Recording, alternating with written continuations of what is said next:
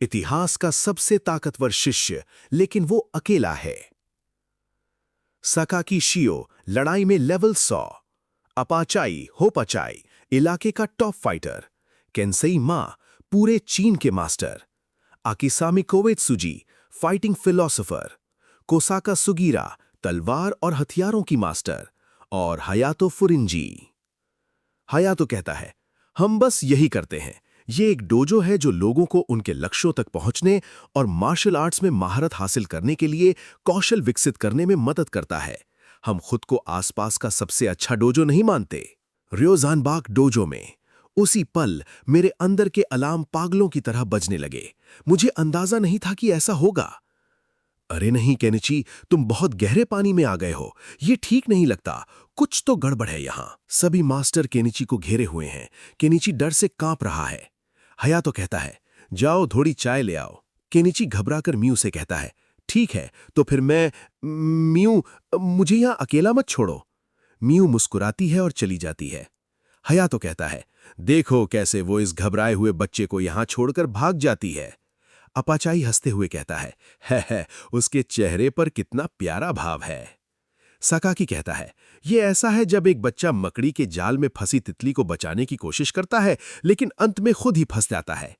Hayato कहता है, तुम तैयार होकर आए हो, तो क्या तुम गलत व्यक्ति से पूछ रहे हो?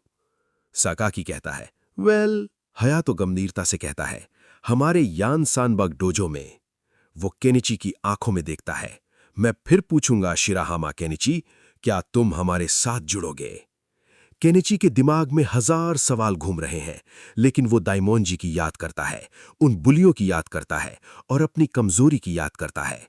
वो दृढ़ता से कहता है, अगर मैं तुमसे कहूं कि मैं ये करूंगा? हयातो मुस्कुराते हुए कहता है, ठीक है, तो फिर अपना नाम और पता यहां लिखो।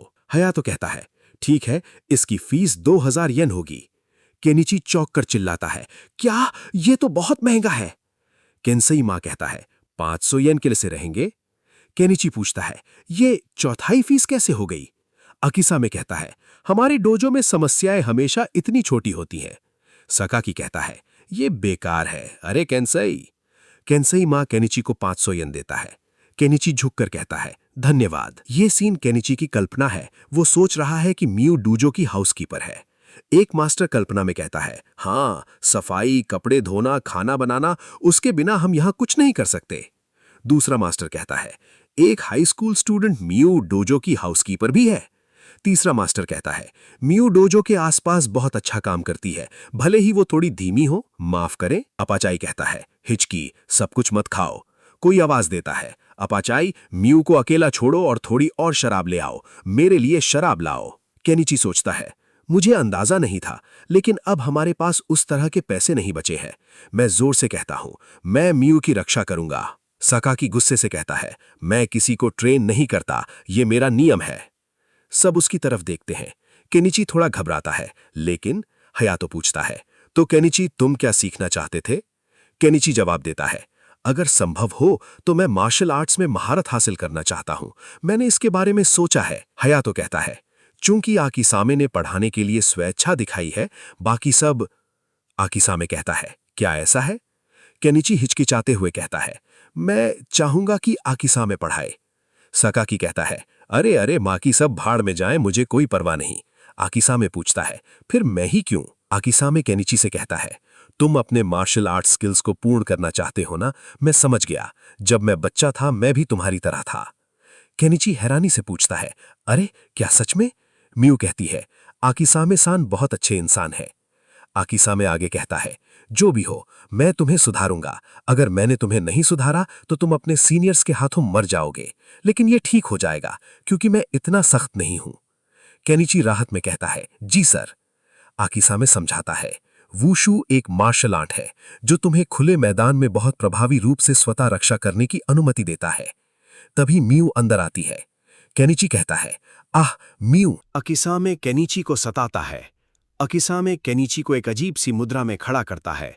केनिची के हाथों में कुछ पकड़ा हुआ है जिससे उसकी उंगलियों में दर्द हो रहा है। वो आत्मा, प्रयास, मन शब्द सोच रहा है। केनिची दर्द से चिल्लाता है, से सेंसेई, माफ करें सेंसेई, ये बहुत कांटेदार लग रहा है। अकिसामे शांति से कहता है, ये बिल्कुल भी कठिन नहीं है। केनिची चिल्लाता है, तुमने कहा था कि तुम सख्त नहीं होगे। सेंसेई, मेरी उंगलियां गिरती हुई महसूस हो रही हैं। वो सोचता है, क्या ये इस व्यक्ति के लिए कोई बड़ी बात नहीं है? बिल्कुल नहीं। अकिसामे कहता है, अगले काम के लिए क्या हम सोलामी गांव का पार्क तक टहलने चलें? केनिची पूछता है, अरे रुको एक मिनट, सोलामी गांव का क्या ये एक नया स्टेशन नहीं बन गया? अकिसामे कहता है, थोड़ी और हवा लेने के बाद मैं चाहता हूं कि तुम वहां दौड़ो। केनिची डरते हुए पूछता है, तुम चाहते हो कि मैं ये चीज खींचते हुए वहां तक दौड़ूं? अकिसामे जोर से चिल्लाता है, बहुत धीमा, तुम कछुए से भी हार जाओगे। केनिची चिल्लाता है, शैतान, क्या? अकिसामे और जोर से चिल्लाता है, तेज, मुझे यकीन है कि एक घोंगा तुमसे कई गुना तेज है, तुमसे ज्यादा तेज। केनिची गुस्से से चिल्लाता है, तुम क्यों नहीं जाकर मर जाते? अपाचाई दरवाजे पर खड़ा हाथ हिलाते हुए कहता है, सुरक्षित यात्रा करो। अकिसामे मुस्कुराते हुए कहता है, आह, ये दिलचस्प हो रहा है। ट्रेनिंग खत्म होती है। केनिची पूरी तरह थका हुआ है, उसके हाथों से खून बह रहा है। अकिसामे कहता है, मैंने आज के लिए केवल तुम्हारे शरीर को थोड़ा काम दिया। खैर, ये केवल पहला दिन है। रात को अच्छी नींद लेना और उस सारे खून को साफ करना याद रखना। वो मुड़ता है और चलने लगता है। कल से हम असली चीज शुरू करेंगे। केनिची अकेला रह जाता है। वो गुस्से में सोचता है, मैं छोड़ने जा रहा हूं। देखते हैं कि मैं कभी इस जगह वापस आता हूं या नहीं। मेरा पार नहीं गिर रहा है, मेरी आंखें धुंधली हैं। ऐसी ट्रेनिंग कहां होती है? कोई दूसरा स्कूल ऐसे ट्रेन नहीं करता। तभी म्यू उसके पास आती है। म्यू धीरे से कहती है, केनिची, ये कठिन होगा, लेकिन कल भी कड़ी ट्रेनिंग करना। केनिची अपनी जेब से कुछ निकालता है। उसने अपने हाथों से एक छोटा सा उपहार बनाया है। केनिची दृढ़ता से कहता है, मैं थोड़ी देर और टिकूंगा। मेरे पास कोई कौशल नहीं होगा, लेकिन मैंने ये बनाया। वो उपहार अकिसामे को देता है। अकिसामे हैरान होकर सोचता है, कितना अच्छा लड़का है। क्या मुझे शुरू से ही इसे अपना प्रशिक्षक चुन लेना चाहिए था? उसने ये विशेष रूप से मेरे लिए बनाया। अकिसामे कहता है, मैं थोड़ी देर और टिकूंगा। अगले दिन स्कूल में कुछ छात्र केनिची को न देखकर बातें कर रहे हैं। एक छात्र कहता है, अरे उस तरफ देखो। दूसरा छात्र कहता है, उसने आखिरकार उसे भुला दिया होगा। तीसरा छात्र कहता है, क्या मैं हमेशा उस बच्चे के साथ बाहर नहीं खाता था?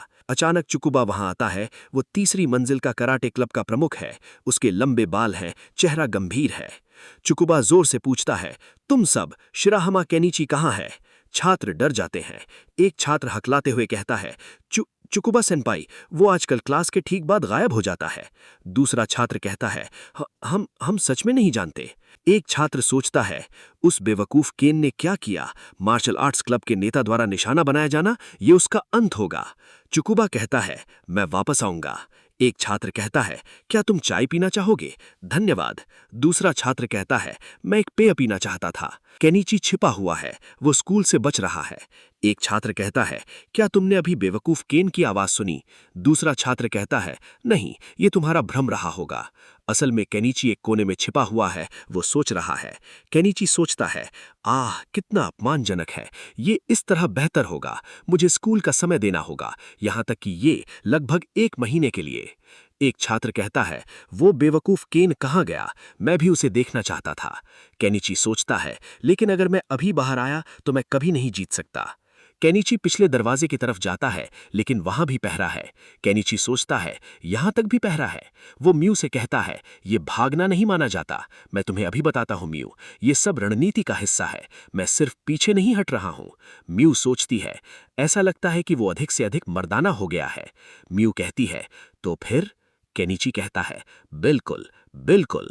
चैप्टर 8 समाप्त। इस तरह केनिची आधिकारिक तौर पर र्यूज़नपा का शिष्य बन गया। उसने अकिसामे कोएत्सुजी के तहत ट्रेनिंग शुरू की, एक ऐसा मास्टर जो दिखने में शांत था, लेकिन जिसकी ट्रेनिंग नर्क से कम नहीं थी। केनिची की मांसपेशियां चीख रही थीं, उसके हाथों से खून बह रहा था, लेकिन उसने हार मानने से इनकार कर दिया और स्कूल में चुकुबा सेनपाई उसकी तलाश कर रहा था।